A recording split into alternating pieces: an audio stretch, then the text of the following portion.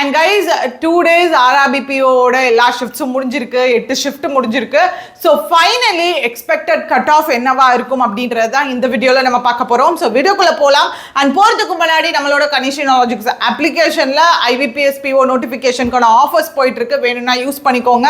And கம்ப்ளீட்டாக பார்த்தீங்கன்னா மெயின்ஸ்க்கான video course banking இங்கிலீஷில் நான் அட்வான்ஸ் பேட்ச்லேயும் அப்டேட் பண்ணிட்டு இருக்கேன். ஸோ கண்டிப்பாக ஒர்த்தாக இருக்கும் மக்களே.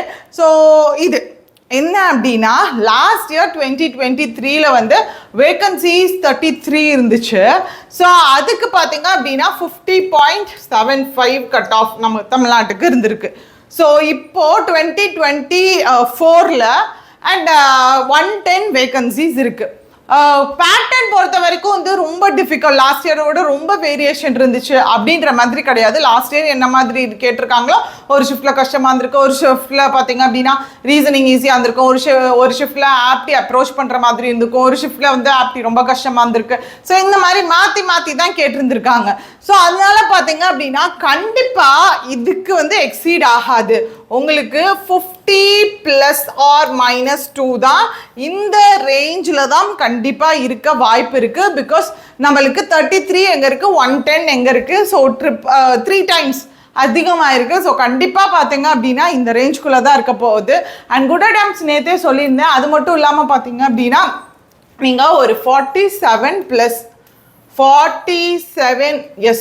47+ போட்டிருக்கேன்.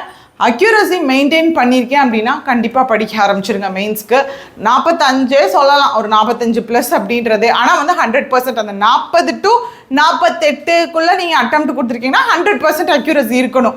ஸோ ஆனால் என்ன அப்படின்னா மெயின்ஸ்க்கு எப்படினாலும் நீங்கள் 45க்கு மேலே கொடுத்துருக்கீங்கன்னா படிக்க ஆரம்பிச்சிருங்கப்பா. ஏன்னா எப்படி படித்தாலும் யூஸ்ஃபுல்லாக தான் இருக்க போகுது, நம்மளுக்கு எப்படி பார்த்தாலும் யூஸ்ஃபுல்லாக தான் இருக்க போகுது. இந்த தப்பு தான் நிறைய பேர் பண்ணுறது. என்ன அப்படின்னா நம்ம மெயின்ஸ்க்கு அப்புறம் படிச்சுக்கலாம் அப்படின்னுவோம், கடைசியில் கரண்ட் அஃபேர்ஸ் ரிவைஸ் பண்ண முடியாது, நமக்கு ஆப்டி ப்ராக்டிஸ் பண்ண முடியாது. இங்கிலீஷ் பார்த்தீங்கன்னா டச் விட்டா ஃபுல்லாக பார்த்தீங்க அப்படின்னா போன மாதிரி இருக்கும், மிஸ்டேக்காக தான் வர மாதிரி இருக்கும். அதனால தயவு செஞ்சு இந்த தப்பை பண்ணாதீங்க. ஸோ இன்னைக்கு முடிஞ்சிருச்சா, கேப் எடுத்துட்டிங்களா, நாளைக்கு வந்து ஃப்ரெஷ்ஷாக ஸ்டார்ட் பண்ணுங்கள். நாளைக்கு உங்களுக்கு ஸ்டடி பிளானர் வீடியோ, மெயின்ஸ்க்கான ஸ்டடி பிளானர் வீடியோவோட பார்க்குறேன். So this will be the expected cut off. So tata, bye, see you guys.